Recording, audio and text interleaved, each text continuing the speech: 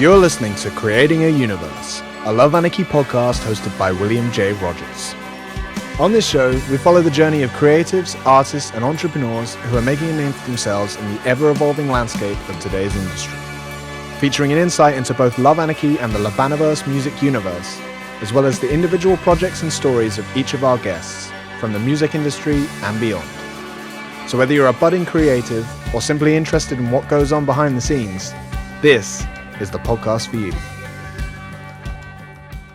Hello and welcome to Creating a Universe. I'm your host, William J. Rogers, and today I am here with the creator of avant-garde jazz metal project, Antediluvian Projekt, Mr. John Heckathorn. How's it going, John? Good, man. Thanks for having me on. Appreciate it. Yeah, absolute pleasure, man. I hope I got all of the pronunciation and everything right there. I'm actually impressed you did. Hindsight being 2020, maybe I should have picked an easier to pronounce band name, but what are you going to do? I like it, man. I like it. That's a cool name. So just to kick things off, really, would you be able to give like a bit of an overview as to who you are and, various things that you're doing? Yeah. So my name is John Heckathorn. I guess the one-man band project, Antediluvian Projekt. I've been doing that since about 2017. I released my first album in 2020, actually March 2020. So right at the beginning of all the madness. Nice. So that's kind of how that kicked off for me. But it originally started off as just kind of a instrumental metal project, and I kind of had the instrumentals done, and then I'm like, this is really missing something. And I had played trumpet when I was younger, really through middle school, high school, and then a little bit in college. And I didn't play for a long time, but kind of picked it back up and decided to see what would happen if I combined the prog metal that I was writing and the trumpet. So nice. What I'm left with is basically the result of that experiment. So that's what I've been working on for the past 4 or 5 years. Mm-hmm. Yeah, awesome. It's a very unique style, as probably if anyone hasn't heard it, they can already tell just from this unique combination with the trumpet and stuff. Yeah, it's really cool, man. Thank you. You sent me your music, and I definitely found it very interesting. Like, it's obviously that it stands out. It's unusual. And at first it's kind of like, I feel like when you're trying to think about it too much, this was my experience. Like, it's kind of like you're trying to work out everything that's going on and how this works. And I find that the more and more I listen to your music, it just becomes like a vibe. Like I just kind of get lost in it, and it's cool. Really awesome. Yeah, really. Thank you. Really, really cool. It's unlike anything that I've ever heard before. So that's always a good thing, I think. Wow, that means a lot. I think, what your feedback definitely echoes some of the other feedback I've received about it is that, the first couple times you listen to it, it's kind of overwhelming because there is a lot going on. But yeah, once it kind of, once you kind of, chill with it for a little bit, hear it a couple times, people have said, oh, I heard this and then I didn't even hear that first time through. So it's cool that people are listening to it enough times to hear this. Stuff. So that's awesome.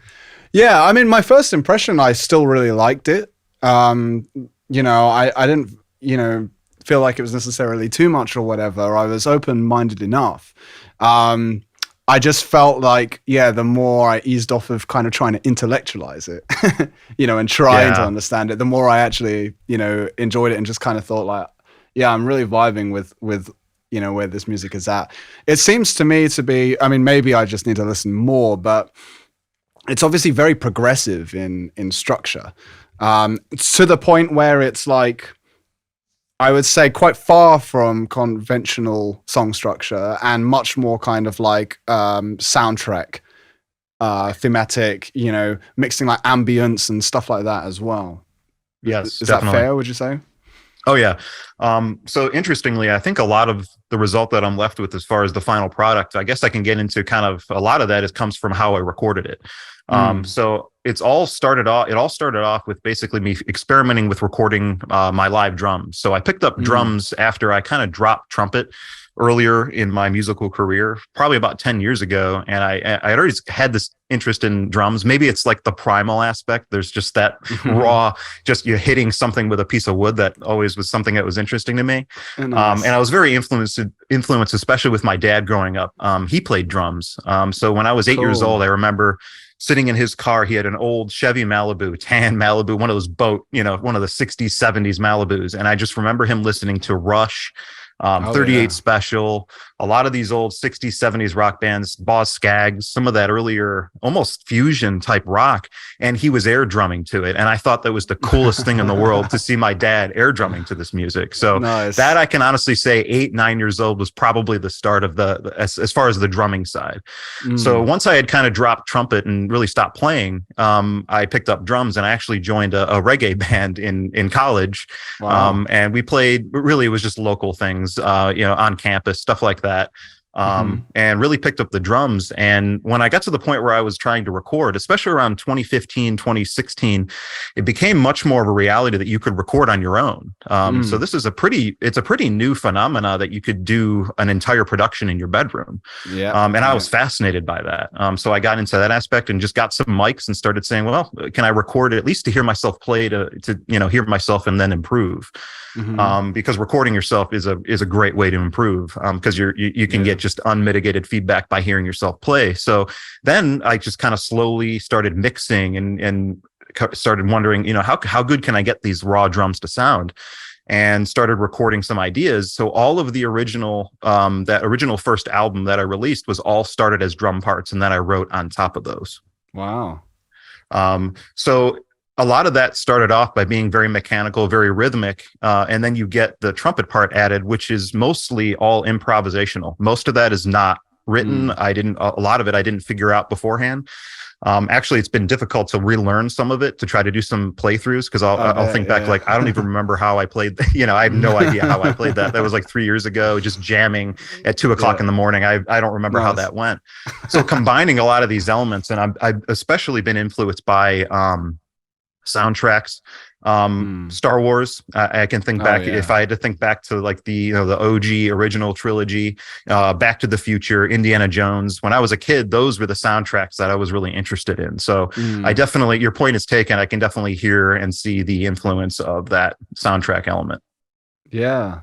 That's so cool, man. I think it's so interesting because, there are some crossovers, and you talk about, like, especially with the drums and progressive rock and things like that.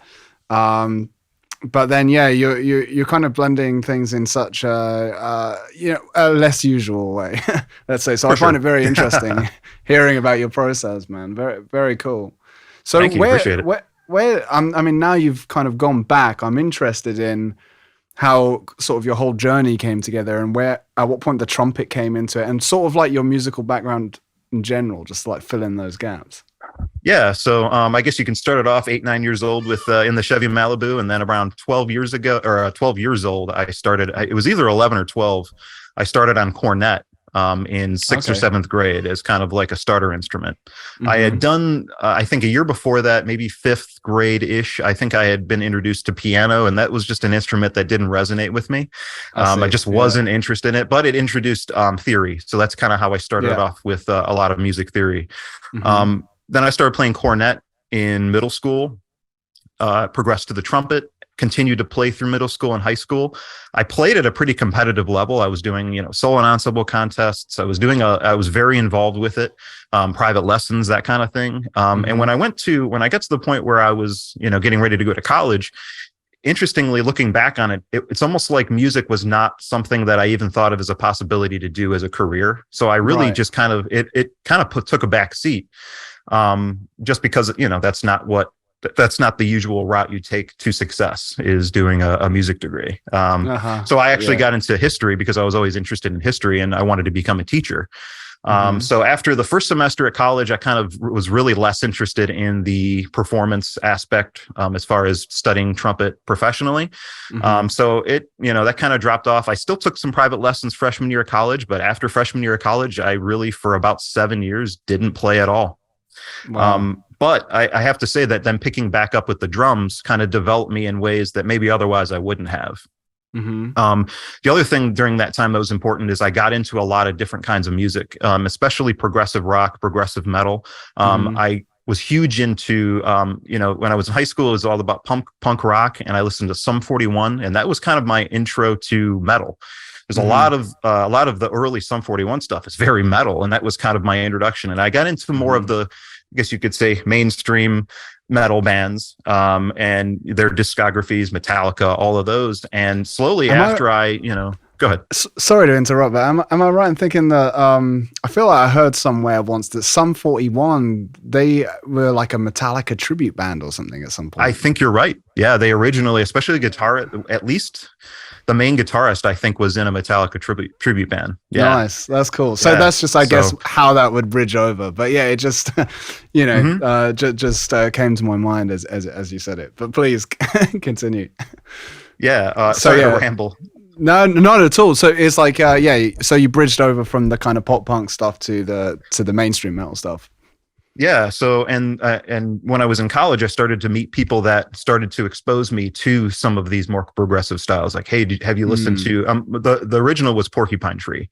I got into Porcupine Tree, and a lot of Steven Wilson's projects. And that was a huge influence in terms of getting me towards, or at least exploring alternative song structures, like you're talking about. So that really got me into the progressive side. I got into like Catatonia. I had, some doom metal that I was into. So during that time, even though I really had dropped the trumpet and didn't listen to much orchestral music, I was developing tastes in a completely different genre. So that really helped me kind of, develop tastes that definitely have been an influence on the Antediluvian Projekt stuff that I've written. Really cool. Really cool. Yeah, is that the whole like progressive rock metal style. I mean, that's definitely a lot of my favorite stuff right there. Porcupine Tree and Steven Wilson definitely up there with my absolute favorites. I love Catatonia as well. I mean, you definitely have this like modern metal gent, let's say, thing going on, right? Aesthetic, the Meshuggah-esque things with the polyrhythms and the super tight kind of sound going on. And that's definitely how it developed from that early progressive rock influence, as I got into the more experimental, harder metal stuff, because there's a lot of Porcupine Tree stuff that's pretty metal. Especially off that first it's the first album by them. It's got the white cover. One of the first albums. The first one with Gavin Harrison on it. Yeah. In Absentia, I think is that one. Yeah, that was the first one where they kind of went metal. Yeah. Yes. But they had stuff before that, which was basically just not metal. In fact, right before that record, it was kind of like Britpop style because it was that kind of time. They were a British band in the 90s. So I personally love that stuff as well, because it's still very creative and musical. And before that, it was very like psychedelic kind of music. Really. Very spacey type stuff. For sure. Yeah, super cool. But obviously it was like Stephen worked with Opeth, right? He produced a few Opeth albums, and I think he worked with Michael Ackerfeld for a couple different projects. Yeah. They had another project as well. Yeah, and I think that that was kind of the turning point, and then like he brought a lot of metal into Porcupine Tree. Very cool stuff. I will say, the early Damnation, that was a huge album for me as well. Nice. Yeah. That was a Steven Wilson produced one. Yeah. Nice, man. Very, very cool. I mean, Opeth kind of has some jazzy elements and stuff going on as well. And that's one thing I'm interested about in terms of like the trumpet aspect of what you do. Like, have you played a lot of jazz music? Because I kind of feel like we're saying like the improvisation is quite a jazz style approach. So were you playing a lot of jazz, or was it mostly like classical and stuff that you were doing? So I really only played classical. So a lot of this improvisation, I think the reason it sounds so different is because it's basically like a classical trumpet player trying to improvise. Right. A lot of it does, I mean, it's almost like combining, it's like improvisational Mahler. That's kind of how I would see what I'm trying to play. So there's a lot of runs that are very Mahler-esque, that are very triumphant sound and not really jazzy at all, especially on my original album. Because as I picked up the trumpet again, most of the sheet music that I was practicing was all of my old classical charts. It was a lot of the Mahler symphonies. It was, stuff that I was just messing around playing. So then late at night when I'm just messing around, and especially my influences before then, those definitely crept into the improvisational aspect of it for sure. I'm trying now, like, especially with the EP I just released, I tried to have it more conventionally jazz sounding, where it's not as classically driven in terms of its influence. So now I'm trying to be a more proper jazz improv for sure. Yeah, I see that. I think that probably when I first saw you playing trumpet and that being in a metal context, I think I maybe assumed it would be more jazzy, but yeah, as you say, like being a kind of like a classical improvisationist is again just another very unorthodox like. Yeah, it's weird, but it's just it's fun. Yeah, that's cool, man. So I love Mahler as well. Which is your favorite Mahler symphony? I mean, it's got to be the fifth for me. The fifth. Yeah, yeah, The yeah. opening trumpet solo. Huge Some step. days, if I'm Nice. feeling the days that I'm feeling confident, because some days you pick up the horn. I think you play guitar, correct? Yeah, yeah. So there's days that you pick it up and you're just not connecting with it. But Oh days yeah, where for I'm sure. connecting with it, the real test is if can I get that opening Mahler bit clean, basically. And Nice. that's what I I'll kind see. of like open up a practice session with and just mess around. So definitely Mahler's fifth.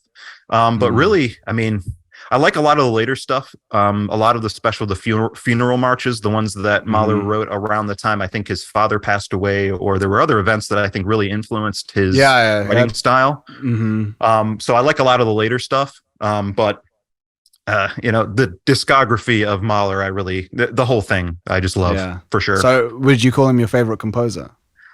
I think so. Hmm. Mm. Yeah, I Besides think John it's Williams. right. Yeah, yeah, yeah. But classical, I suppose he still Yes. kind of gets in there. Yeah, fantastic composer. I think that there's like a maturity to it, as you say, especially as the as it gets later in his life, it just kind of darkens and like Yeah. yeah, yeah, Very very interesting when cool. you start thinking about it in terms of what's going on in his life and how it impacts what he wrote. Hmm. Pretty interesting Hmm. stuff. Yeah, yeah, absolutely. So were you playing like you were playing in orchestras and stuff as a teenager then, with the trumpet, playing symphonic works and classical music?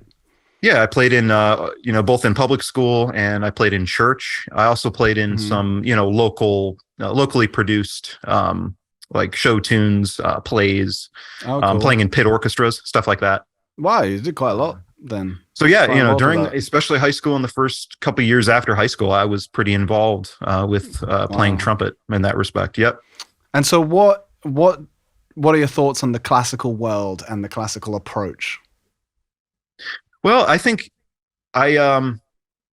I guess from appreciation standpoint, it's undeniable the impact classical music has had, Hmm.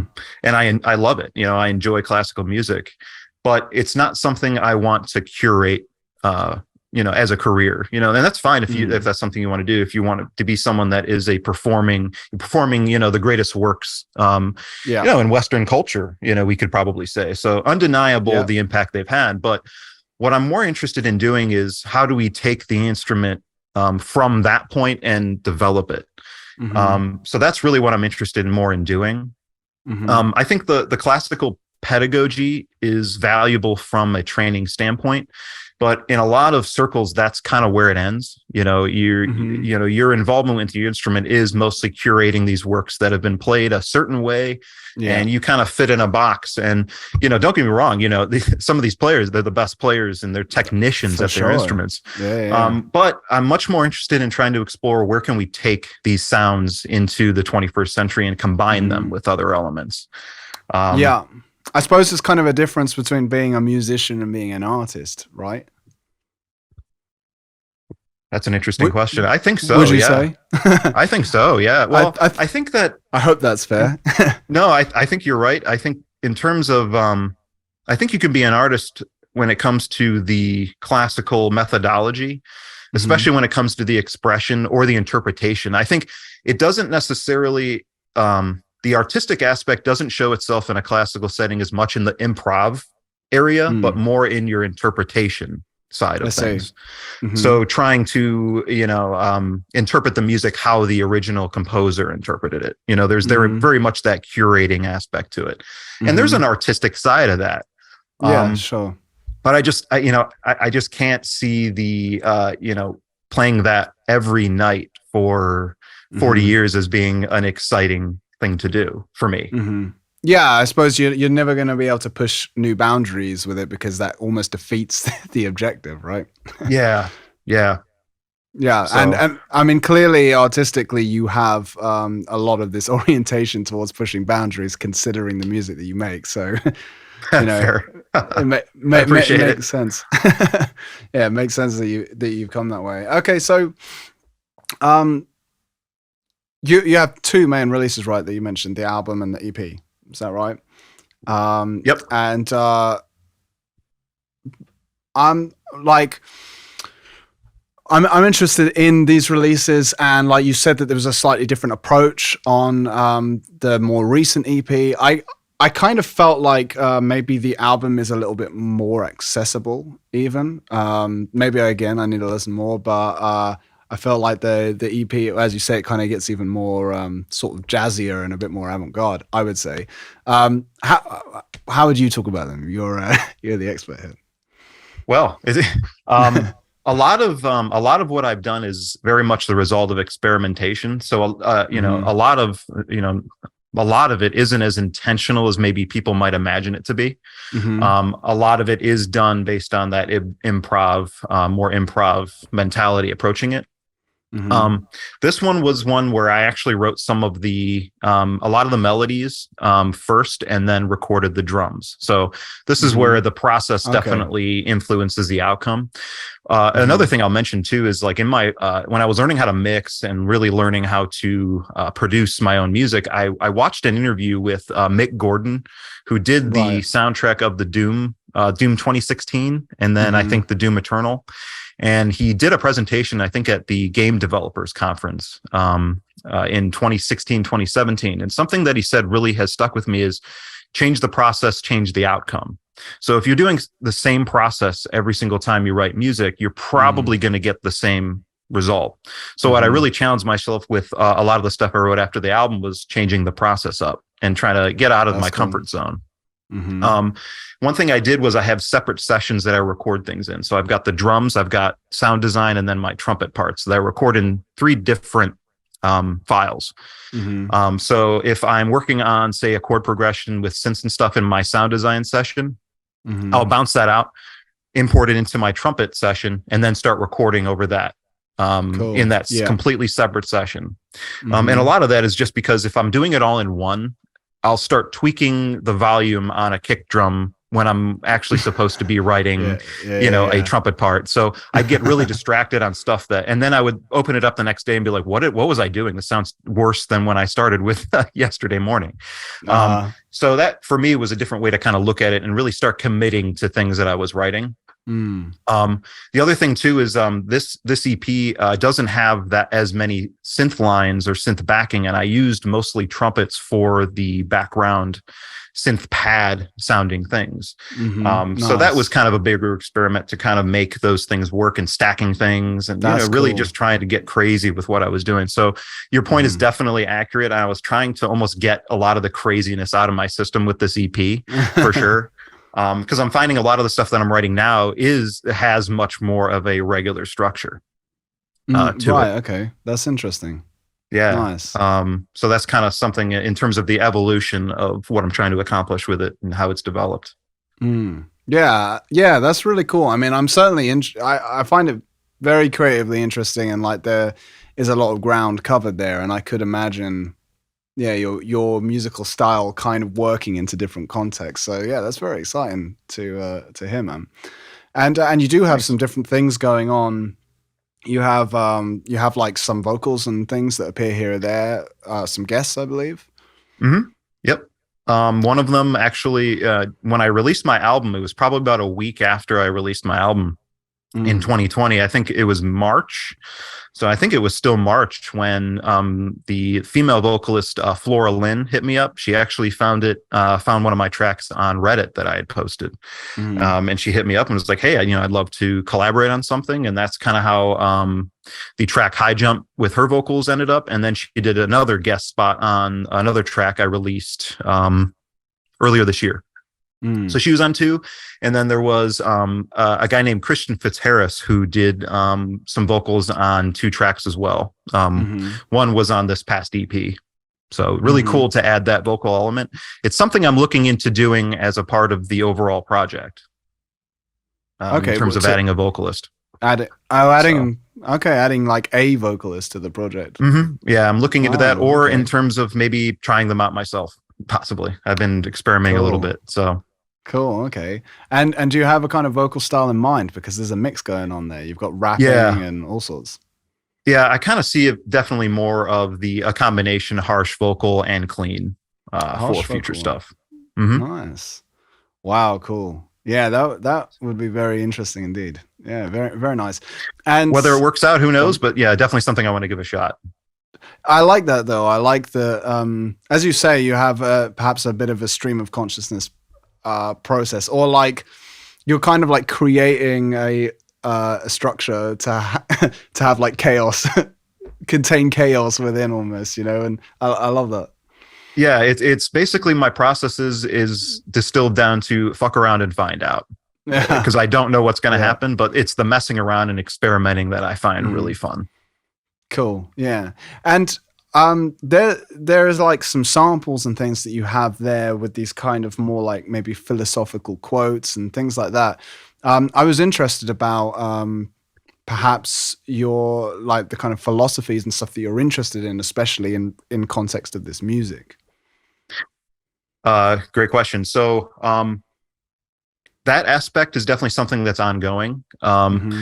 Basically, if you know the Antediluvian Project, so Antediluvian pre-deluge, there is a story that this is that I have in mind for this that I haven't really Great. fleshed out too much. Hmm. But basically, the whole concept of it is the soundtrack to a breakaway civilization that once that once may have existed, but that may still exist. Right. So it's based on a very fictional universe that's kind of in my mind the whole time.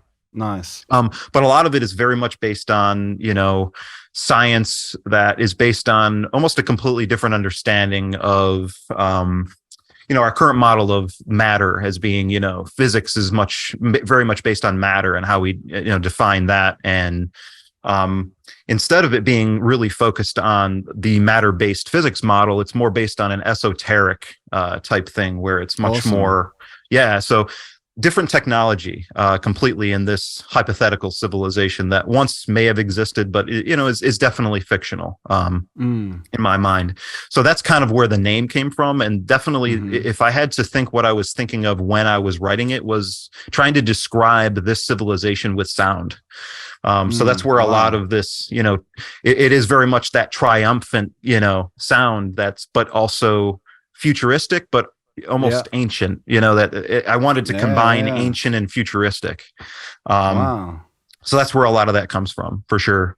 I absolutely love that, man. That's really really cool stuff because yeah, it makes sense Thank as well, you. especially with like classical trumpet background and then like super like modern progressive metal. It's to think about it from a composer's perspective, right? Especially if you were like soundtracking. It's musical world building in that way, and that's what I'm all about, man. So I'm very very intrigued by your creative Yeah. process here. Like we see kind of history as a linear thing, that it's a linear progression up, but it's probably something that has a lot of ups and downs to it. And, Yeah. it's interesting to think of, what has civilization accomplished that we're just not aware of, that we forgot. So it's kind of Cool. imagining, that type of civilization that could have existed. Like Kind of yeah, interesting. so an ancient civilization. Nice, man. I'm wondering. So, what kind of influences and stuff do you have regarding that? You said about esoteric science and things like that. Um, so a lot of it comes from generally theories of Atlantis. So I have to quote Plato with Right. that. That's Cool. definitely an Cool. influence. Nice. Because that's something that is definitely a constant through most cultures, is that story of a prior civilization that was wiped out Mm. thousands of years ago, that people remember but don't remember. And there seems to be almost a genetic memory of this, but no Yeah. physical evidence left. Very interesting.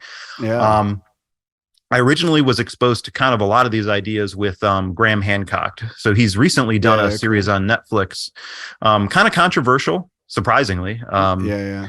but very interesting stuff. So I read a couple of his books, this was probably 5 or 6 years ago now.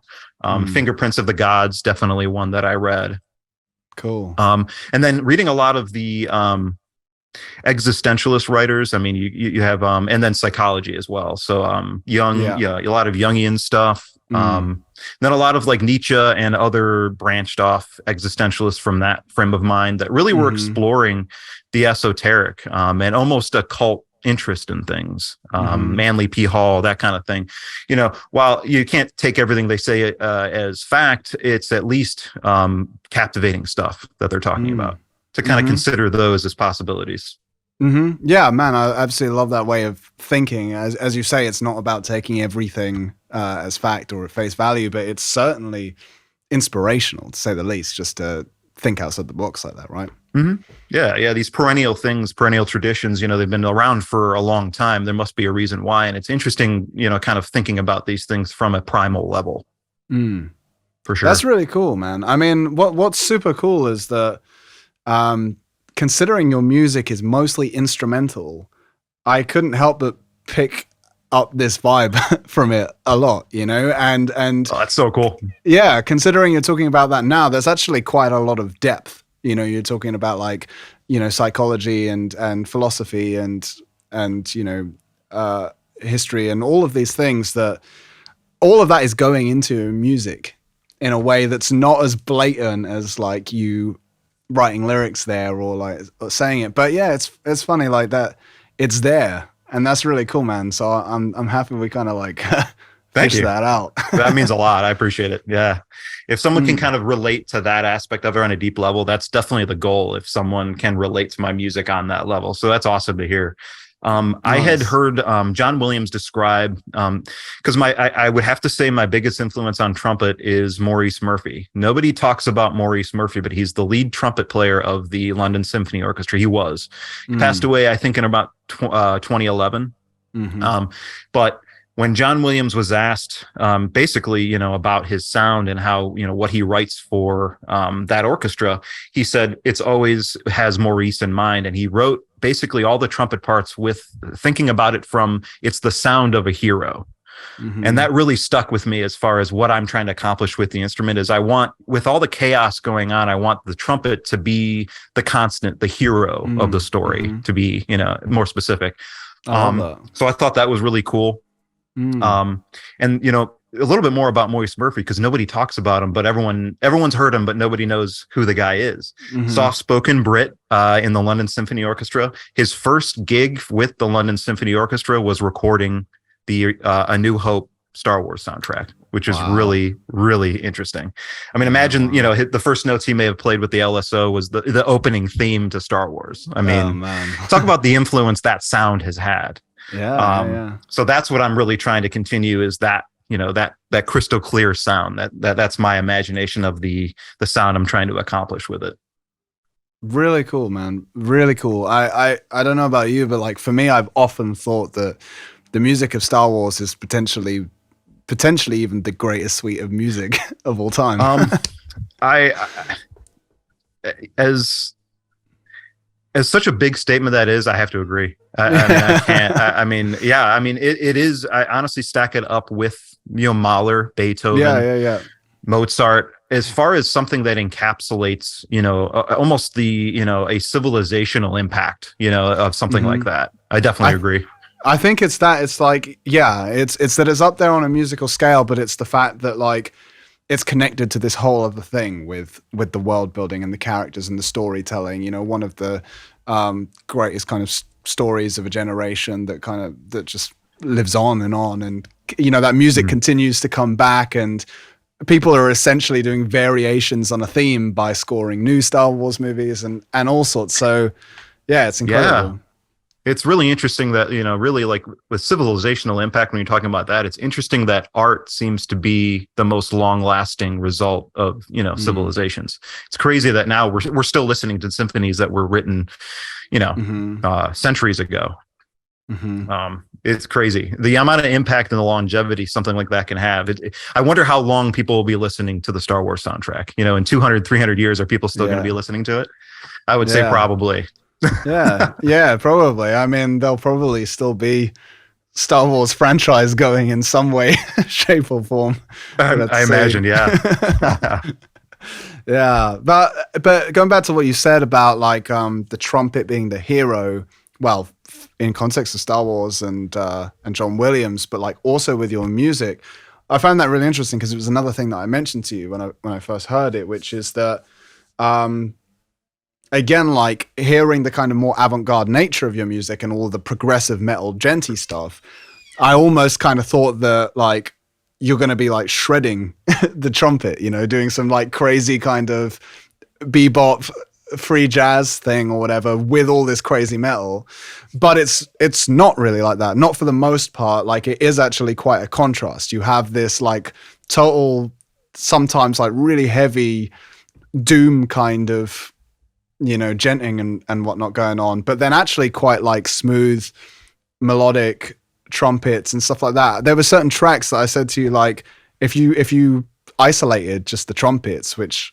are often in all this reverb and stuff, it would be pretty relaxing music, I think. Yeah, it's funny you mentioned that, because I released on the intro track to both the album and the EP has basically a trumpet only track. Basically, I've had people hit me up to say, hey, you should just make some release your albums with only the trumpet parts, because like those are pretty interesting, and I think I could just listen to a whole album of those.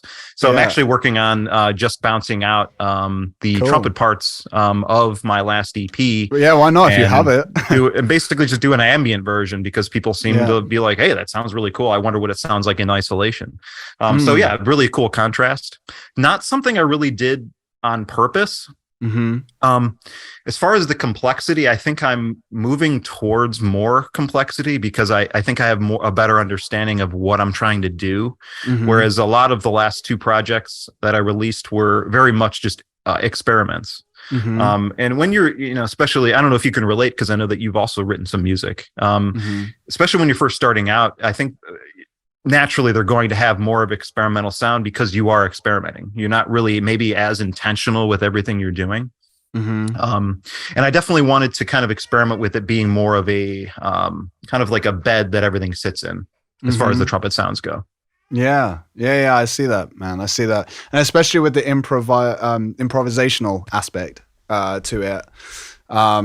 There is just that stream of consciousness and where you're at that time, in terms of how you end up kind of improvising it and how it comes out. Definitely. So yeah, I can imagine that now, having been able to listen back to those two records that you've made and think, okay, what do I want to do moving forward? You know, well, it's hard for me to listen back to stuff that I've written. Maybe it's because I know where all the bodies are buried with those tracks, so I know where all the problems were or maybe are. So, you know, listening back to music that I've written is hard. I don't know if you're the same way. I personally feel, I don't know if you agree with this, but like, I personally feel that the most enjoyable time is like when you're working on it, you know, and when it's starting to take shape and you have that there and you're excited about it. That's really good. And then you listen to it again and again and again, and it's enjoyable. And then after it's been released, like never again. Yeah, exactly. Yeah, possibly. Yeah, because I'm exploring the possibility of having somebody mix some of my next material, because I've you know, mixed and produced everything that I've released so far. The only thing I haven't done is mastering, but everything else I've done myself. And maybe that's something that, cutting down the amount of times I'm listening to something over and over again, maybe after I release it, I can still enjoy it. But that's definitely my experience. Yeah, definitely my experience, where I prefer the creation aspect more than the getting it ready for release aspect of the music, for sure. Yeah. And then, as you say, once it's released, it's what everybody can hear, so you feel more self-conscious about it. You start listening to it next to somebody else's music, and you're like, oh. Yeah, that's the funny thing about my first we all album. have that, I think. Yeah, I didn't reference any mixes with my first album, so I was basically I was just mixing it and how I thought it sounded. I would basically reference in the car. That was really my only reference, to see, does it hold up to stuff that I'm normally listening to in the car when I crank it up to 30, on my car stereo. And that was really it. Interestingly, I'm glad that the industry seems to be moving away from focusing so much on crystal clear and punchy mixes that really started to sound the same. Exactly. I'm really that's the problem. glad. I'm really glad that it seems we're starting to move away from that, because when I first released my album, I had a lot of comments basically saying like, mix is trash, it doesn't sound good. Really? But now I'm getting messages like, hey, I really like the mix because it sounds different.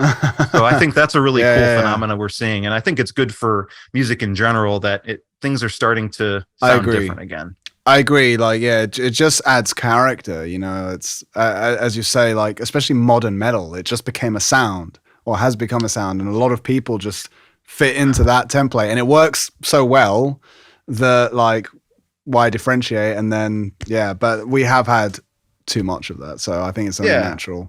I think, definitely a oversaturation with that sound, which I'm glad to kind of see us coming out of that a little bit with a little bit more experimentation for sure.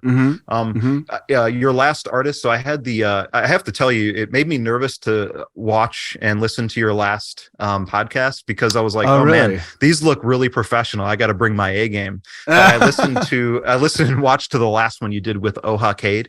Yeah. Oh, yeah. Cool. And definitely with him, you hear the refined production. He had Jacob Hansen big do time. his. Yeah. Jacob Hansen, huge influence of mine when it comes to mixing. Wow, really? Yeah, he's one of the best. Yeah.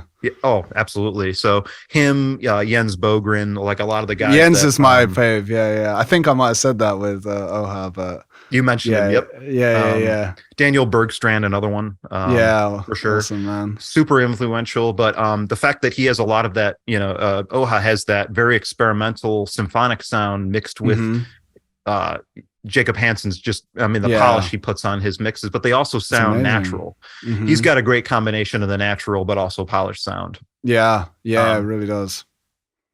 Yeah, but it's cool to see us coming out of that phase of, and especially with everyone using the same samplers, it almost by definition was going to sound the same. If everyone's using the same samples, it's going to sound the same regardless really of how you mix it.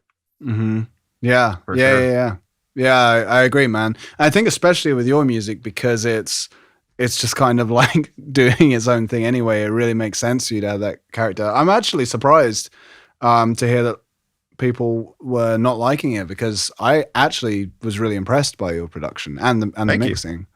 Thank you. I appreciate it. Yeah, I thought it was really good, because I was thinking about it earlier as well. I mean, I listened to your music before, and I was listening to it over again today, and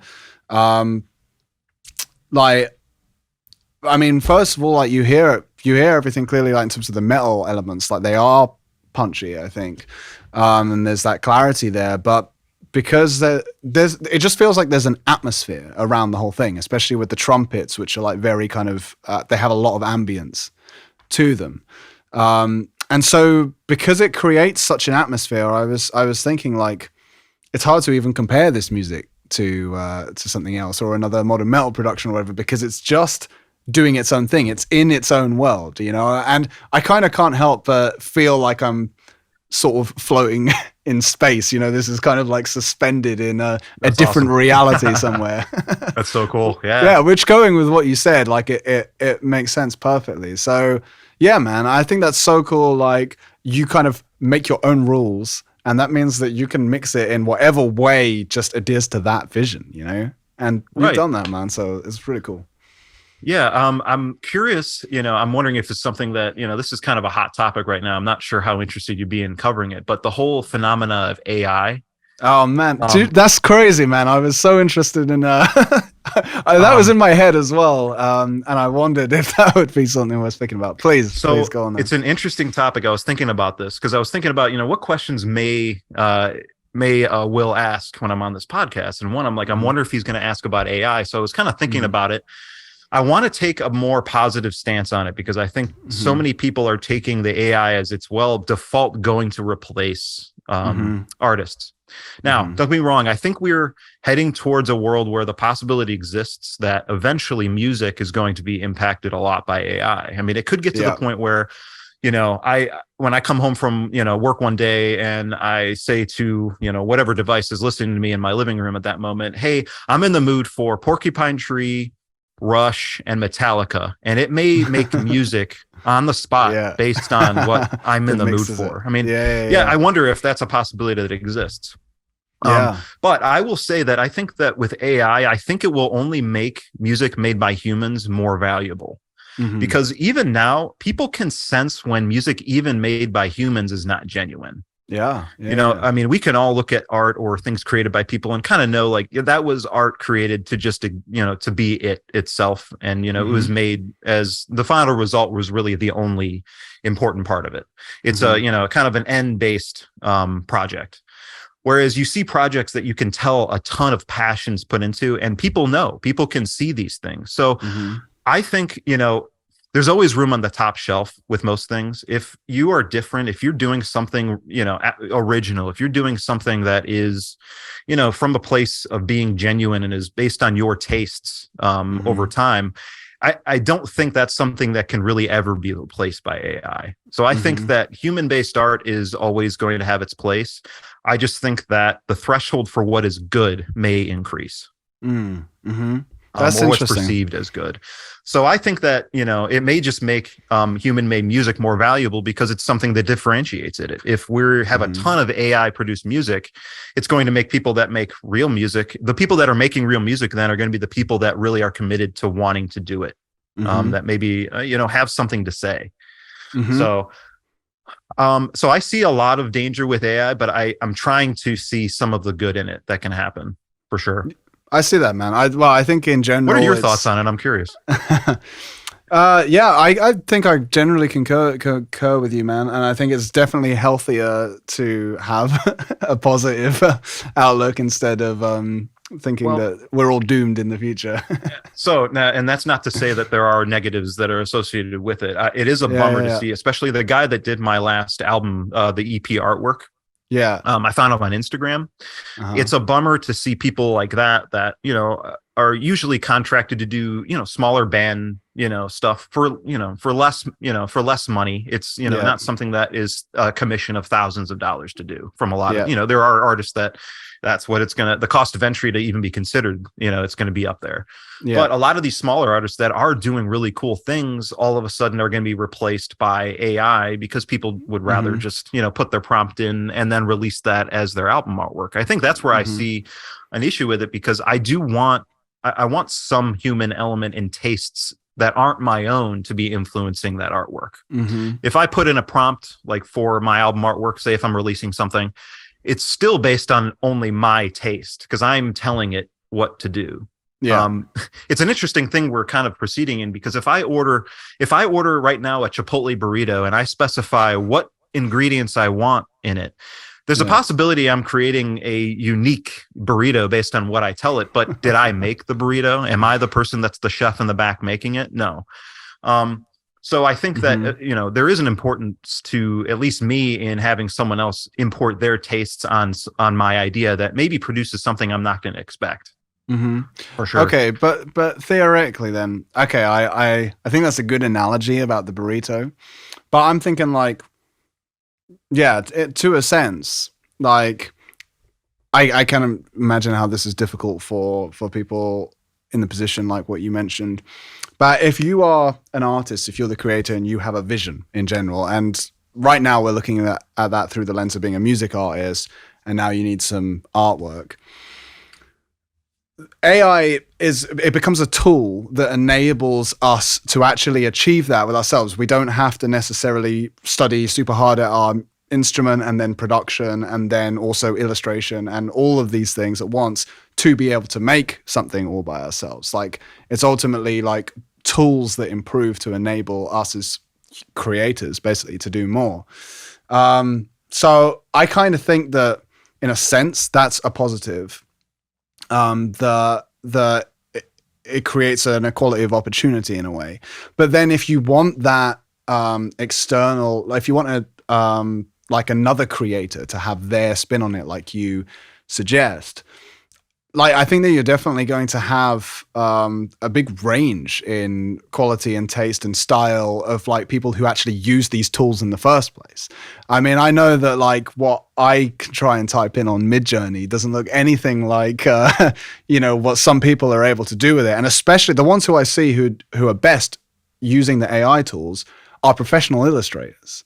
Because they actually understand the process of making a fantastic image, and therefore they're able to get the most out of these tools. And I think that therefore it comes down to the artistic vision that is the most important part.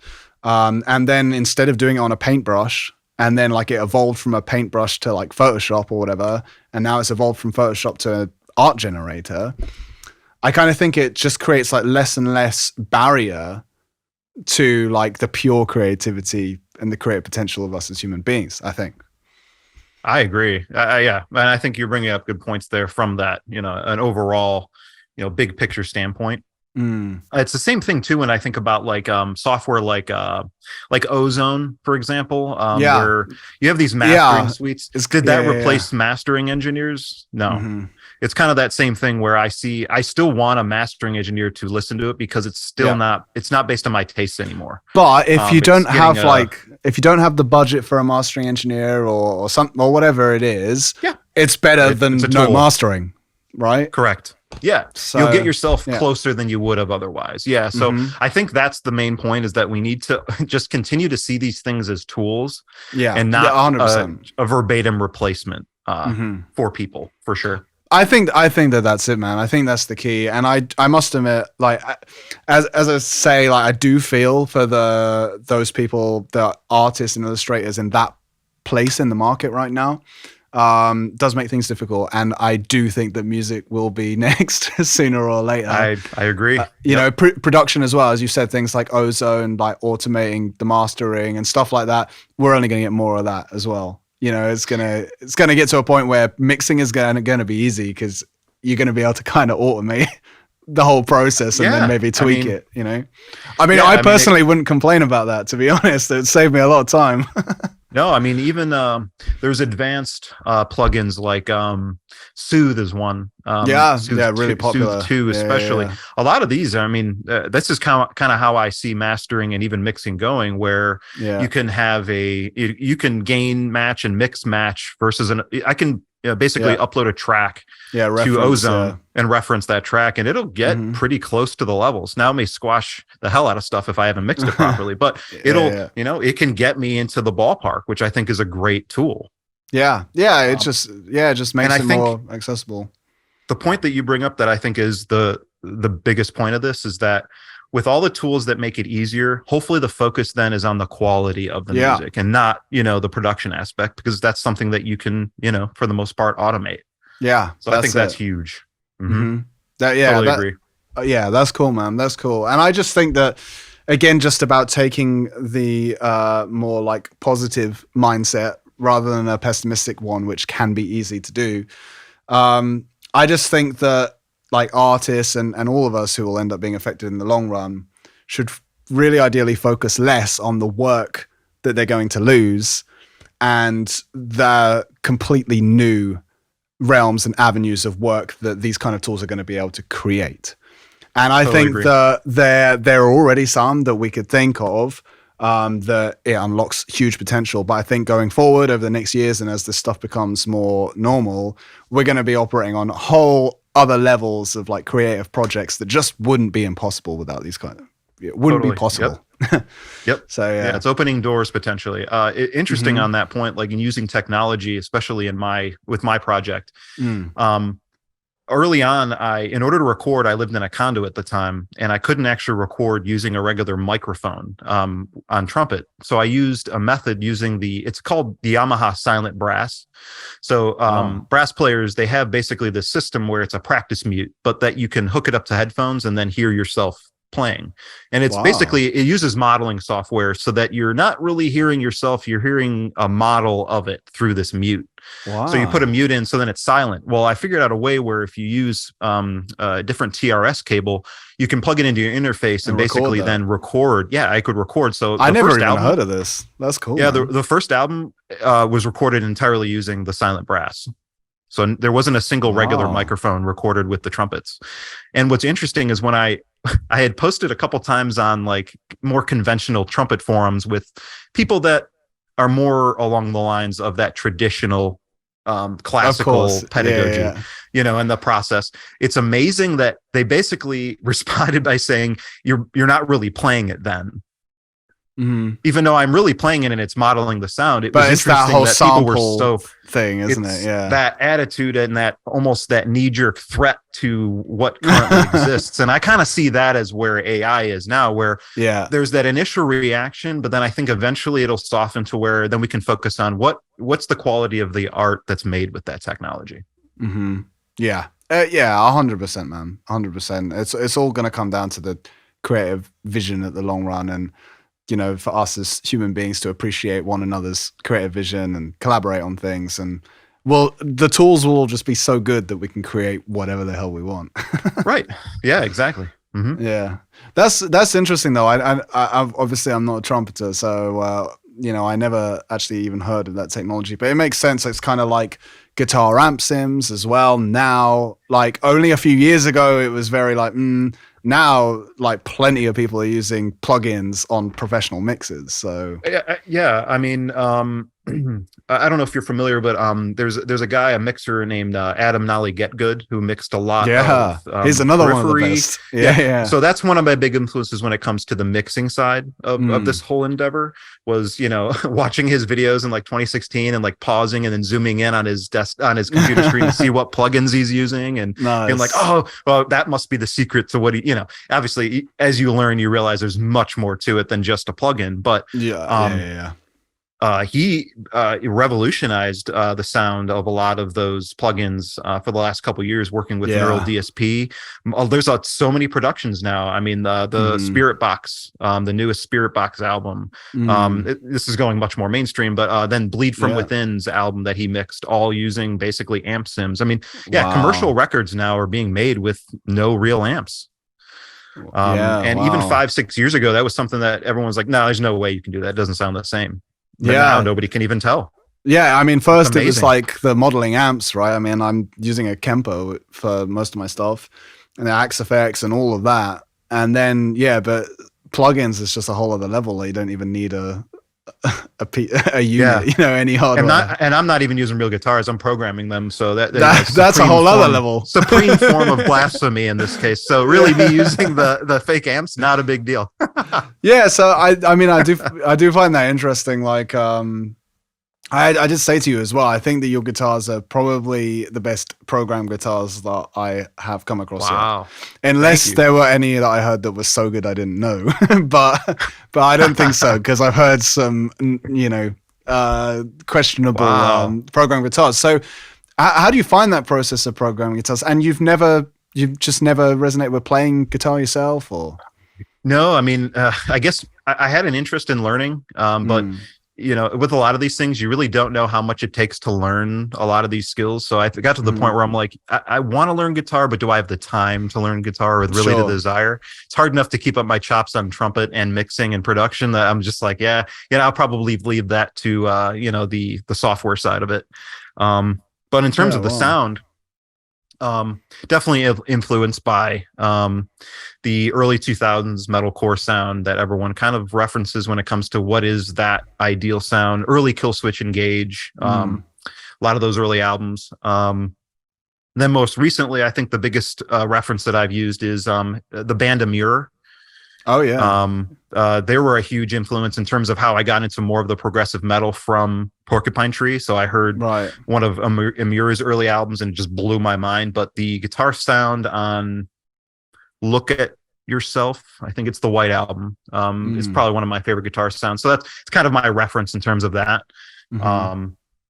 But mostly with the program guitars, I've gotten better at bouncing out DIs of them. So I'll program the part in the actual piano roll, and then I will bounce out what the DI sound is, almost like I'm using a regular guitar after I bounce that out, mostly to save CPU power. Because once I start, getting a bunch of iterations of these guitar plugins, the Solemn Tones ones I use, those can get really difficult to really run anything. Bouncing them out has really helped. And so then, do you like reamp the DI then? Yes. Yep. Right. Okay. Cool. Through with a Neural DSP plugin or something like that. Yep. Yeah. Well, I used. I don't know if you've heard of this, but I think it's the TSE X50. It's an older amp sim. That does sound familiar though. I'm trying to remember the brand. I think it's actually TSE Audio. I think that's what the brand that made it. But I downloaded this right at the beginning of when I was experimenting, and I still use it a lot. But it's basically a combination of that. I'll use the cab from that, but I'll use the head from most of the Neural DSP plugins. And I have the Pliny. I actually put the trumpets through the Pliny plugin. So all the trumpets are actually through guitar amps as well. Right. That's okay. So that's where the trumpets, because otherwise they would not be loud enough to cut through the guitars. So I have to have some kind of overdrive pedal on the trumpet to actually have it cut through the guitars and the drums. And then it'll be combinations of different pedals, that kind of thing. Yeah, the Pliny one is excellent, isn't it? the Fantastic. neural Yeah. DSP. Yeah, that For one looks really rhythms, good. for the rhythms, the all of those use the Fortin Nameless neural Oh yeah, DSP on the original yeah, album. hmm Mostly because I was just trying to copy Meshuggah, which you can probably hear. yeah, Uh, yeah. and then the newest one, I used the Gojira plugin. Right. They're all Um, excellent plugins, aren't they, man? I mean, they're I all good. haven't used them so much just because I just fall back on the Kemper because then I can kind of get pretty substantial range of sounds, and it kind of has a little bit more of an analog feel, I think. The But those tactile, plugins, yeah, yeah, the plugins just seem so fantastic though, especially those neural DSP ones. And I tried them a bit. Like, it's very impressive. I they wouldn't sound buy great. a Kemper now if I already had one. To be honest, I'd probably Wow. just get those. Do you do a lot of profiling of your own No. stuff on the Kemper? Okay, No, I don't. I mean, I bought it when I was still playing live in a band as well, so there was that kind of dual thing to the fact that I could, use it live, and theoretically I could have been doing more like profiling then, but nah, I haven't got fair around to it enough. really. I just use what's there, and then there's the Rig Exchange, which has all the different profiles that everyone uploads. So you can find an amp or something you like, and then there's loads of different profiles. Find one that fits, that kind of thing. For sure. Yeah, I think that it is good, but like now with what you can do with plugins and the fact that it's only going to get better, I just Incredible. kind of feel Yeah. like it's so nice to have everything there as software, like super easy user interface. Like, yeah. Have you found that you've needed to incorporate, I guess, like changes to your workflow to commit to things more because there's so many options that you kind of leave yourself open to too many? Have you noticed that as a That's problem? that is a problem. Yeah. That's a problem, Yep, man. With same. like with everything as well. I mean, like one where it just becomes like a too much is like synthesizers and stuff because like you can just do like I don't know a billion combinations or something. It can go on Yeah. forever. I recently did a big cleaning house on my computer, mostly because I was having problems with it. So I was like, well, Yeah, I actually need to start cleaning this thing up I've a little bit. definitely got a bunch of those. And yeah, so I actually started just deleting a lot of plugins that I hardly use so that I don't even have Mm, those options. So that's something I'm experimenting with this yeah. new stuff. Yeah, I Um, think that that's a big part of it. And to be honest, I often say that when I started mixing and things, my biggest problem and the biggest advice I would give to anybody that would also experience that is to not overthink it too much and to kind of, as you say, not like try and throw all of these plugins at everything because when I started, I didn't really know what I was doing in terms of mixing, and I just did what probably we all do, which is watch like a million videos, as you said, like watch Nolly and see what he's got on his chain, and just like be yep. like, okay, I need to do that because he's doing that, and like throwing everything at it. And some of my first mixes sound weird as hell, man. I was like, what the hell was I doing?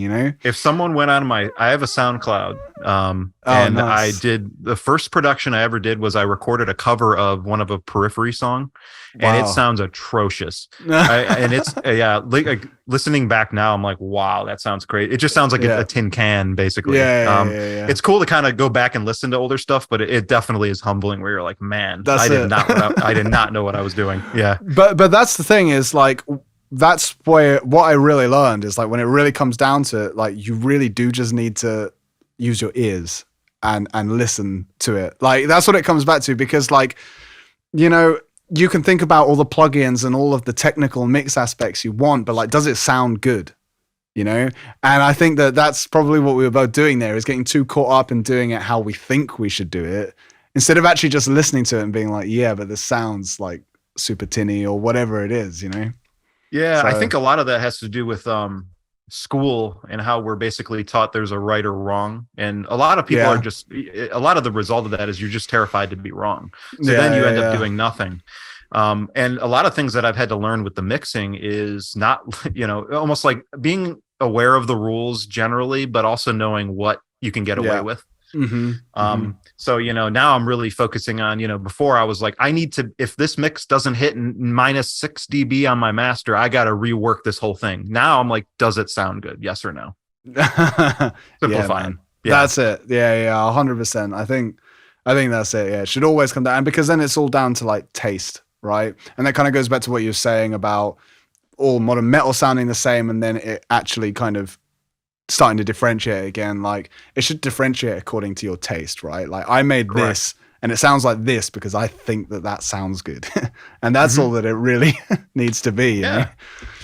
Yeah. I mean, I think, don't get me wrong. I have this kind of, I guess romantic view of how records maybe once were made, especially when you listen to the I think a lot of us do. Yeah. I mean, there's a romantic thing that I have with that, but realistically, are you going to be able to find Herbie Hancock, John Coltrane, and Miles Davis at once to put them in the room together and just put them like in the middle of them and record Kind of Blue? Yeah. Probably not. I mean, that's a very, it's at this point a very difficult thing to do, even just to find musicians that are around you to be able to record, let alone musicians of that caliber.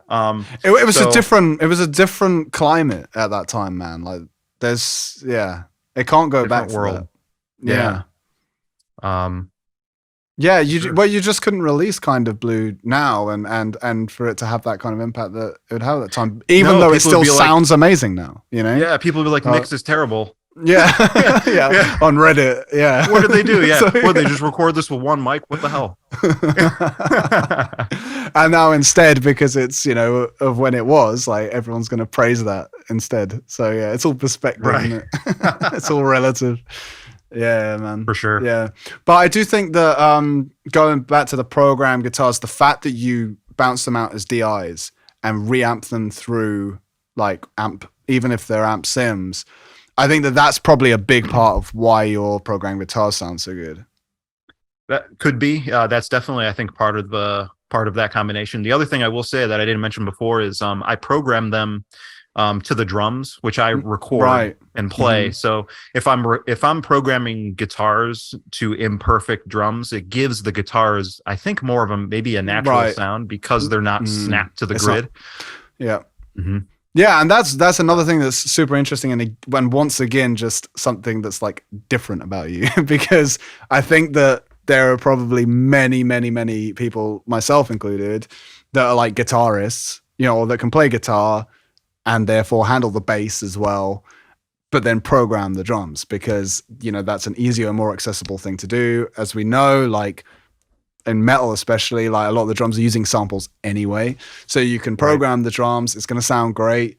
You can put real bass and guitars there, and there's your sound. So I don't know, you're probably the only person that I know that I've ever met that's like, does it backwards. That's awesome. Yeah. Definitely. I've never found anyone else that does that for sure. Yeah. If you're going to pick. Yeah. Go ahead. I was just going to say that I was actually very surprised when I found out that you were playing the drums live because I could, because I knew the guitars and stuff were programmed, I kind of just assumed the drums would be, Yeah. And that you were just like making everything in the box and then playing trumpet over it. I just assumed that was the process. So when I found out you were recording acoustic drums, that totally threw me, man. A lot of people are surprised by that, mostly just for the ease. I mean, of all the instruments to record, drums are definitely the most challenging to record. Exactly. Got a ton of mics, so it's a tough thing to navigate. But that was a big challenge that I think was really the impetus of this whole project, was figuring out how to record drums. Right. If I didn't do that, I don't know if I would have ever written any music if I didn't really figure out how to do that. And that's how it really all started.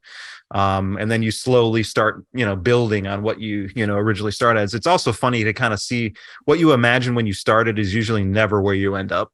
Right. It's just kind of interesting how that happens, but you just kind of go and see what happens. I think that's an important part of the creative process. Mm-hmm. So would you consider drums as like a main instrument? Do you see yourself as a drummer or like as a trumpeter or? I think I see myself as a trumpeter more than anything else, trumpet player. Cool.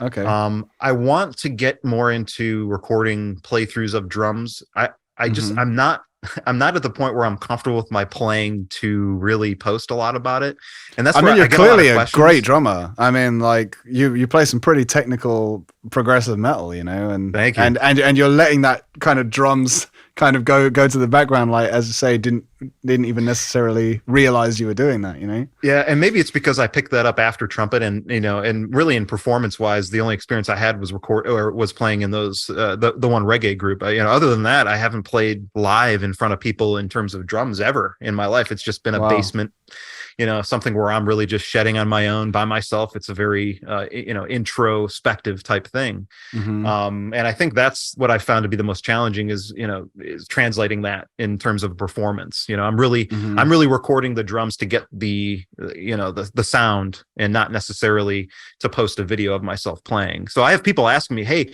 you should do a drum playthrough of this song. And a lot of it, I'm thinking back like, man, to figure out what I played is also a challenge. I would probably it would probably take me just as long to figure out what I played as it did to write the song. Yeah. So usually sometimes that's the roadblock. But I've also like realized like, we're always pushed as artists to like be making content constantly. And that's something that I'm really have struggled with. I'm not sure how your experience with that has been, but I've tried to really let what I want to do and what excites me guide me in terms of what I post in terms of content. If I have to really force myself to record a video playthrough, I'm probably not going to do it. Even though that's something that is good from an exposure standpoint, the amount of time that I would have to exchange to complete it, to me, just isn't worth it. There's a lot of work. I think as long as artists are honest with what they want to do, if the content that you're making is, if you're excited to do it, you're motivated to do it, do it. But if you're really not motivated to do certain amounts of content or certain kinds of content, don't do them. I don't think it's a requirement that you do anything. I've recently started posting just like 30-second video clips of basically a meme with my music attached to it. And it's, something that doesn't take me very long, but kind of is something to put out there that I can, share with people. So I think a lot of it's finding a balance between the time aspect and what you really enjoy making. Yeah, that's cool, man. I think that's good advice. I like these memes and stuff that you put anyway, because it's funny, especially to the unique qualities of your music, like with the trumpet and stuff. I'm trying to remember what it was, but there was a few that made me laugh. There was one that was on there earlier that was, I think that was just like an old painting of a man playing the trumpet and the woman being like, no. It's it was hilarious. Just a funny, like a Baroque natural trumpet. A guy just blasting it in a room. It's just something simple, but But just imagine the Baroque trumpet guy, but he's playing like Antediluvian Projekt, Right, exactly, yeah. So it's cool, man. That's it. As you say, man, like I think it's about being authentic to yourself and just putting out something that people can connect with. And as I say, like that's something that I can easily associate with you because, I'm seeing the trumpet and whatever. And then, context is there. It's amusing. So that's cool, man. As kind of, again, like with the mixing and whatever is you don't have to do things just because you think that that's what you have to do, Right. Or, just, I guess like let it come from within and sort of be your own natural self. And I think that if you can really get into flow with that, then, good things can happen. Yeah. I mean, if this was a job, that's the thing that kind of is a paradox of music. Like, I think to myself, man, I would love to do this for a living, but if I had to do it for a living, would I like it as much? Would I enjoy it to the level that I do? Is part of my enjoyment is because I don't have to do it. Absolutely. Yeah, for sure. Yeah. I think that you're right. It creates a whole other dynamic when money and business and like livelihood and all of that stuff is involved with it, and that can certainly add all kinds of stress that actually just like even can kill the creativity, so for sure. I think that it's good to have a balance with that and for artists to like find where they sit, because everyone's going to be unique, and maybe a lot of us might come from things where we want to be like pop stars or rock stars or whatever, but like I think that as you mature you have to kind of like choose your priorities in life, and being able to like have a comfortable living and also be able to like create art that you just truly enjoy. I mean, that's a pretty good balance, to be honest. Yeah, especially music in general. Like when I started off making it, I think a lot of it was from almost like a mental recovery project where, when I make the music, a lot of the value in it is the, time spent making the music. Yeah. Because you're really taking a lot of, things that affect you in reality outside of music, and you're kind Mm-hmm. of in a way, transmuting, or you're changing a lot of negative things into potentially a positive outcome. Mm-hmm. So for me, music was really a mental recovery project, but something to invest my time and my mind that I thought was something of value that I was putting in. That's, yeah, So very definitely cool. the opposite of a job, definitely Yeah. not, for sure. Yeah, that's cool, man, and that's a recurring theme. To be honest, I hear a lot of people talk about that, especially the projects that they're most passionate about. Is there's this almost like therapeutic angle to it, and just the catharsis of the process. I think is perhaps the most like kind of magical part of it, really. Yep, Um, totally. yeah, there's uh, what was I going to say? I just had a mind blank, but I it's gone. Are you still there? Yeah, I'm still there. Yeah, Oh, yeah. Apologies, man. My mind just went. I'm oh going to no, I saw sip the some video water. kind of, it was, Mm. yeah, a little bit stuttery, but you're good.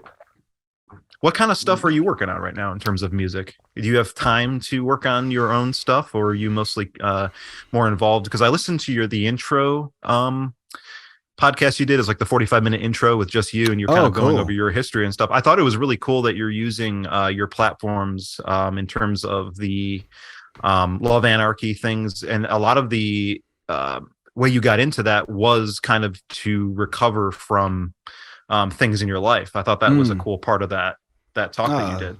thanks, man. Thank you. Yeah. That resonated a lot with me. Cool. Cheers. I appreciate checking that out as well. I didn't expect you to go all the way back there, but cool.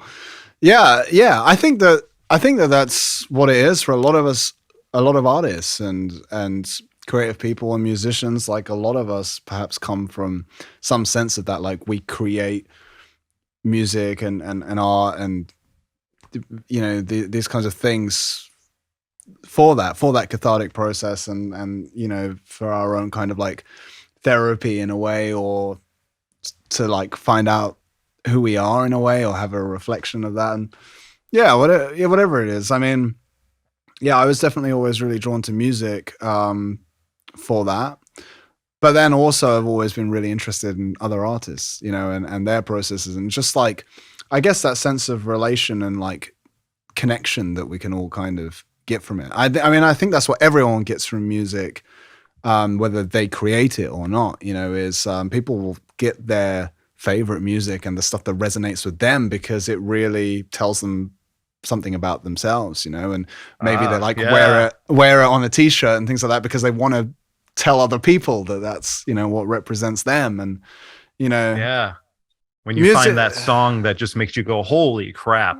Yeah, That just yeah. like shakes you from that primal place, whatever that may be. Yeah, That's it. that really And it connects. Yeah. I think that there's just like this element of music that's just like magical, and things like Mm. that really touch on it. I think because it's like there's so much that you can't explain. I think with music, it's such an abstract concept in that way. So that's why I've just always been obsessed with it, I suppose. Yeah, it's like it's interesting from an intellectual standpoint. From a Hmm. theory, you can get into it from that side, and it can be very interesting. But it's then cool that it can also be interesting from the visceral, emotional side as well, Hmm. for sure. Yeah, yeah. The way in which it triggers us and animates us and pulls at our, you know, heartstrings and all these different feelings and stuff. Yeah, incredible. I feel like it has, for me, it's just like the most amazing form of art. All kinds of art is amazing, but like there's something about music that's just so immediate, that you can put that music on and it just kind of goes through you, and Yeah, I can mean, if make you you think about feel all these things. communication, yeah, right, yeah. I mean, you think about communication, like using words is actually a very um sloppy way of communicating, because it's all down to interpretation, and not even Mm. just the word itself but how it's delivered. But when you're listening to music, it's beyond words, it's beyond Yeah. all of these things, and we associate with that it is like you said, a reaction, and it is Hmm. down to the person based on my tastes and my life. that will then define the reaction I might get from certain music. Mm, I guess it's like, yeah. AI can never replace us because AI can't struggle, and Mhm. that's what, AI doesn't struggle. This doesn't grapple with insecurity. It doesn't have emotions. So it really ever replace that human Mhm. or ability to emote with something that, is almost on a primal level? I don't think so.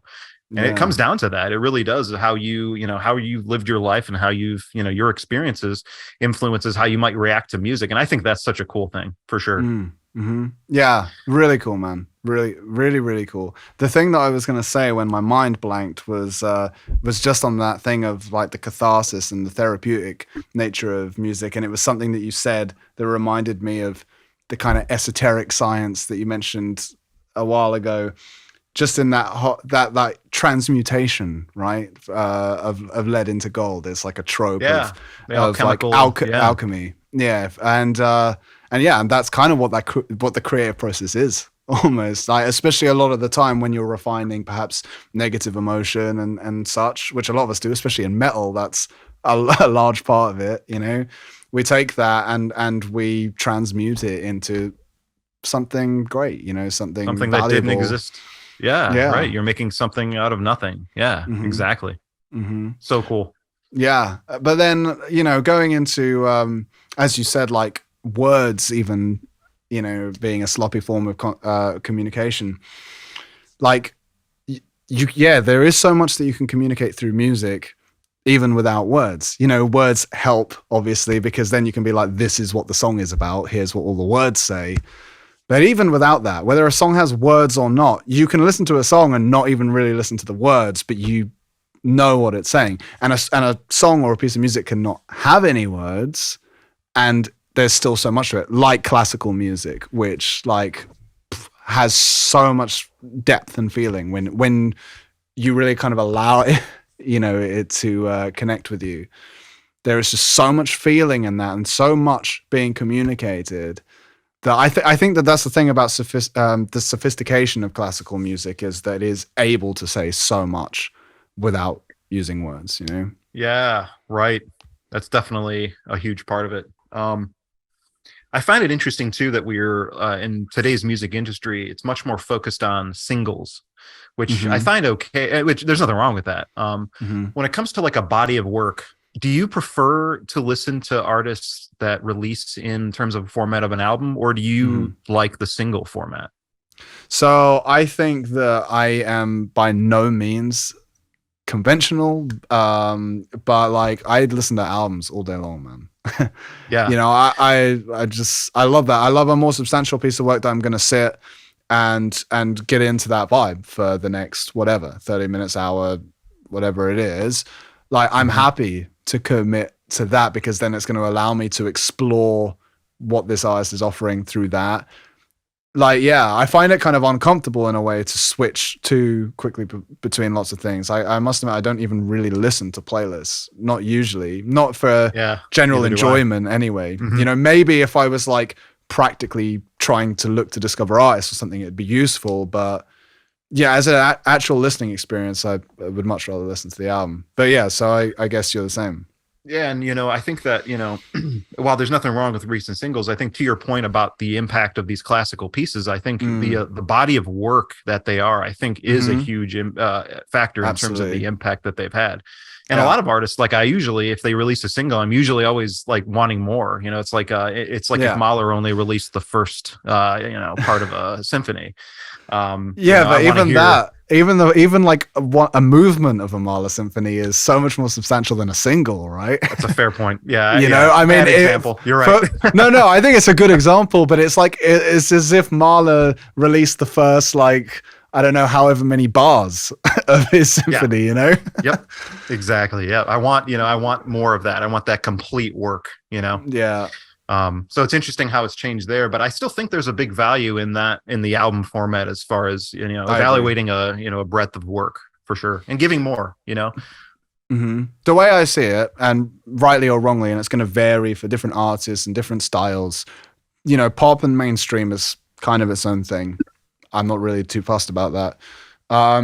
But the way I see it, and definitely the way that I approach it, is like singles game is about consumption, right? That's about the fact that everything is like fast paced consumption. People don't really have the attention spans, and everyone's like scrolling through their social media and stuff. And that's where your music is coming up.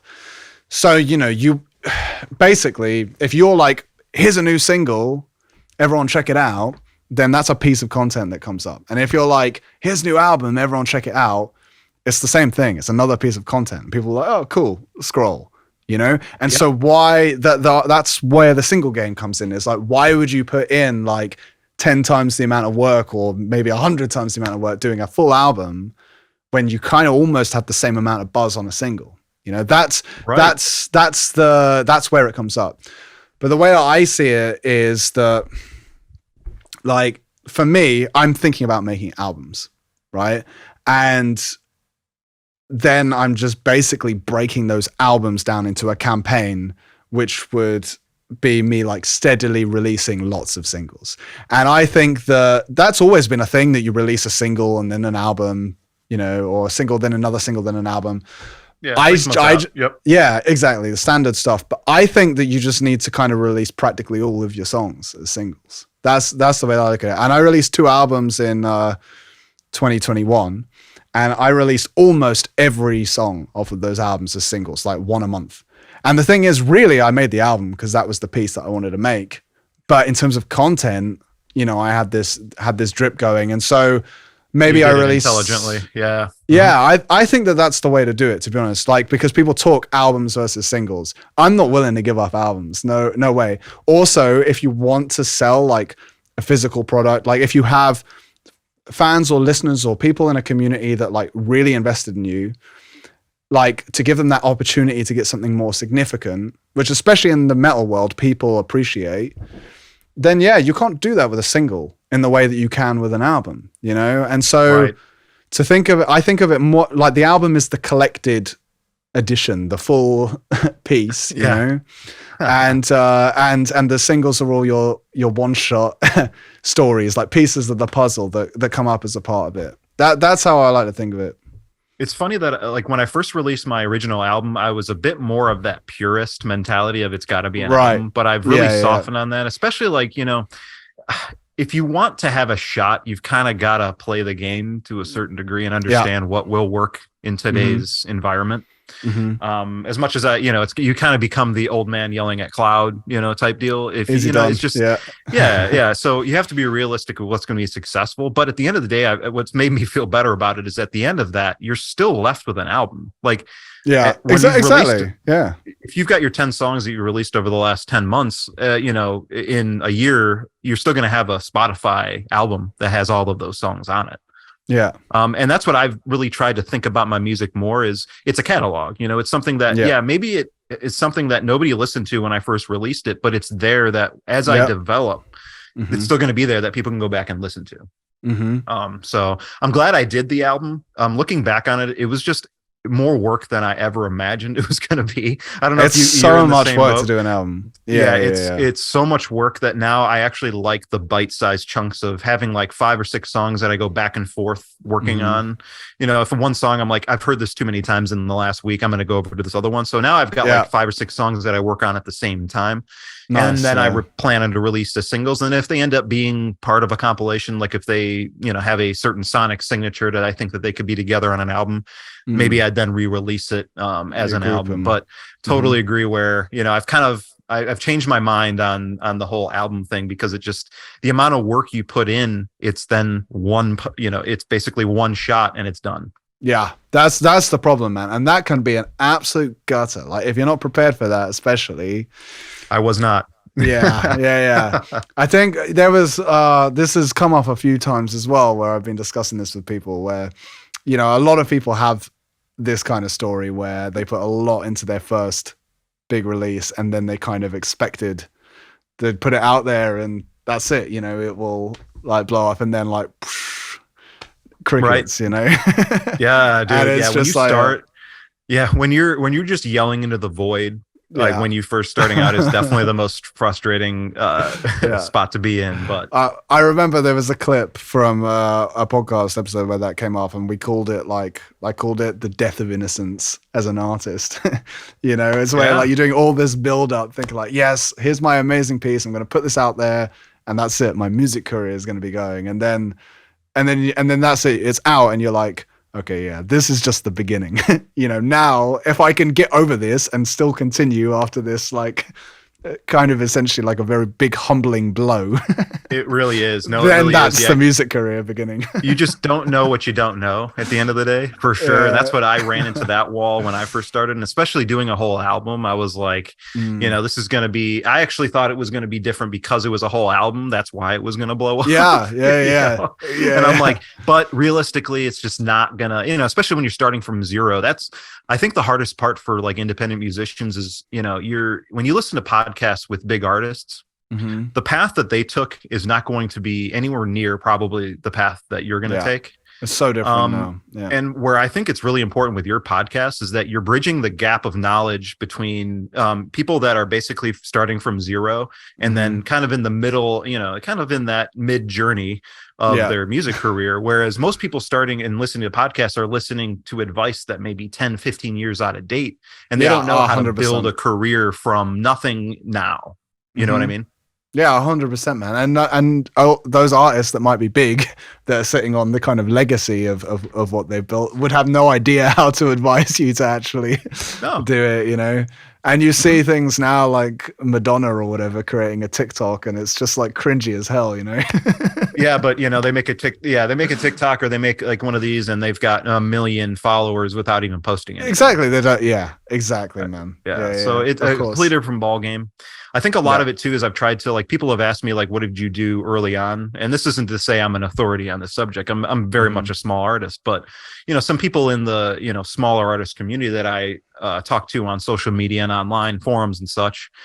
I think an important thing to do is, even before you write music, is to get involved with communities online that you will eventually probably want to start sharing your music with. So it's not something that, because when I started, I didn't really do that. And I started posting music and I didn't have that time to really develop a relationship with a lot of the people that were there. You just look like the guy that's spamming their music and doesn't really care about the interaction with the people that are there. So for me, the value has been in talking to people like you and connecting with people like yourself that are kind of in the same spot in terms of their development as a musician. So you can actually give advice that is relatable from your perspective or a smaller artist's perspective. So you can really understand, like, is where I'm at a decent place to be at, and not compare yourself too much to these bigger artists that you just, you know, how they got to where they are is not going to be it's not going to be your path. Yeah. That's it. I 100% agree with you, man. And you're better off, as you say, connecting with people who are on that similar wavelength and just helping each other out. You know, there's more tools and opportunity than there's ever been. Yep. You know, like that's a good part of it. It's like some artists have been very successful and they're like multimillionaires, and great, good for them. But they've gone on this traditional model of, like, you know, still 80-90% of their stuff is owned by the label, and you know, they're locked into all those contracts and things like that. So it's very different. Not to mention they had to like go through that very specific process, and for every one that made it, however many just got shelved or, you know, whatever. The whole gatekeeper thing, you know, as well. You know, so now we have total equality of opportunity in those regards, and the internet gives us all of these tools to be able to, you know, create community and you know, I think that's the main thing, is that if as an artist you can create a community which you deliver value to ultimately, then, you know, if that grows enough, then that can prosper to the point of making a bit of revenue on it, and then, you know, a bit more. Right. And that's the way to go, I think. And therefore, for artists, we are in a little bit like shouting into the void, as you said, like, because the internet is anonymous, is a void, you know. Is a void. Yeah. So that is kind of what we're doing. We're like, our music is like our shouting into the void. But just to be able to connect with like-minded, similar people who are kind of trying to do the same thing, and we're all kind of trying to work it out. I think that's a really helpful thing. The other thing is that I think that the early adopters of new music are generally musicians as well. Yeah, that's definitely something I've noticed. So, most of the people that are interested, yeah. Especially if you're in like rock and metal and stuff like that, people that are really invested in finding like new and especially like interesting things. Like for you, your music is very experimental. The most likely people that would jump on a project like that and like enjoy it and listen to it, like without it already having an established audience, probably is mostly musicians. So that's another good thing to bear in mind, and another good incentive and reason for that. Yeah, building community with other artists and stuff. And that's, I guess, the sharing aspect of it is the most important thing. And getting someone's feedback on my stuff is probably that's the reason I do it. And it's not that it has to be good or bad. I mean, that's the thing, is I would probably rather get bad feedback than no feedback. Yeah, because if you get nothing, that's like really the worst thing, is when when you start and you get literally crickets and there's nothing going on. That's the worst spot, because you're like, I don't even know if it's good or bad. But if when someone, even anyone, reaches out and said, hey, I put in the time, because right now, like, time is one of the is currency. I mean, that's probably the most important thing. I mean, absolutely, it's irreplaceable. The time that I have, I can always make more money, but I can't make more time. So if someone puts in the time to listen to my music, I mean, that's really the end, the best thing that could happen as far as, what I'm trying to do. If someone gives that time, that is awesome. Yeah, I'm with you, man. I'm 100% with you. Yeah. So, really cool, man. Really cool. Yeah. So eventually I'd love to get into like scoring for video games, TV shows, movies. That's kind of like what I would love to eventually start doing. That's a world that I just don't understand enough to really even know how I would get involved. But that's kind of in my head as far as like a far out goal that I would love to try to venture into, for sure. That's amazing. Yeah. I mean, I love that world as well. Like, so much good music has come from soundtracks, from movies, from video games. I think that we spoke a little bit about that before, but like, I personally think your music and your style fits like perfectly for that. Like, absolutely, perfectly for that. I may have heard you say something before as well, on this topic. Like, you kind of mentioned about the fact that you have a loose concept in your mind for all of this music and everything, and you certainly have this unique sonic soundscape. So mixing that with like the idea of like scoring games and films and stuff like that, like, how could you imagine all of that like rolling into in like the most dream kind of setting? Like, would you like to make like your own kind of story, as it were? So, I think I was heavily influenced by orchestral music, especially soundtrack music. But another thing that I would love to do is I would love to write and direct a movie. That's something that I've always had, an interest in doing ever since seeing the making of Star Wars on VHS tapes that I watched as a kid, and seeing, how cool it was that, there was the director there that was realizing his vision, with this huge crew. I mean, the whole thing seems impossible to pull off, really making a movie. But the whole process just I found fascinating. So I would love to eventually write and direct a movie. And a lot of that would be based on the story that I have loosely figured out for this music project. So I guess the pie in the sky idea would be to basically write, have this music be the soundtrack to a movie. Basically, that's kind of how I would imagine it. That's cool, man. I thought that I recalled something being in there with that, and yeah, I really like that. Big, obviously a massive project that would be, but like I could see how that would all come together. Yep. Do you know, like, do you know what kind of like style movie that you'd make, and would you want to film like a live action movie, or would you be open to animation, or? I've thought about maybe starting it off with like somewhat of a graphic novel type just to at least almost like storyboard it in that fashion. Yeah. And then eventually I'd love to get score that. Yeah, score that, and then possibly transfer that to a live action setting for sure. Yeah. See, that's so cool, man. That's so cool. And this is where I kind of think that it kind of comes in where there's these more positive aspects to stuff like the AI art. Because right now, as you said, you think about making a movie and it's just this like absolutely mammoth task that would cost so much money. Like if you want to do like, you know, Star Wars, right. And it's just like, yeah, it's mind blowing how much that would take. And, you know, perhaps if you work super hard, you can get that opportunity to do that. However, you know, potentially with the development of certain technologies, that could become a hell of a lot more accessible. Because if you were able to basically create your entire story from, say, AI imagery, you know, that really effectively communicated what you wanted to do, you know. Concept art. I mean, just to get ideas. Exactly. It would be great for that.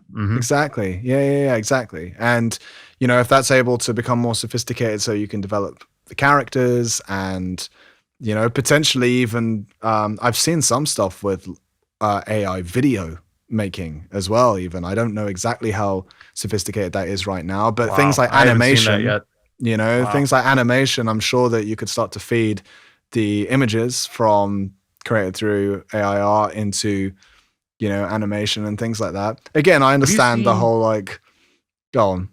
Oh, so have you seen like what Disney's doing in their production of most of the new Star Wars stuff in terms of their basically the sets that are those changing screens that are all around the sets and everything, where the depth of them and everything is basically on a screen, and it's around, and they're huge. I mean, this is a huge building they're doing, but the entire like, background is the whole background is just basically huge TVs, basically.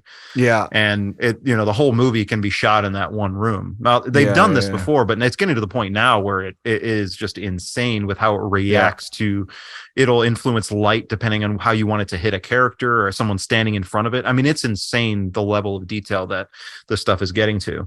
While I wouldn't think it would be possible for me to afford that kind of thing for a movie, the possibilities of even just getting something to start putting things together for a project like that definitely becoming more accessible.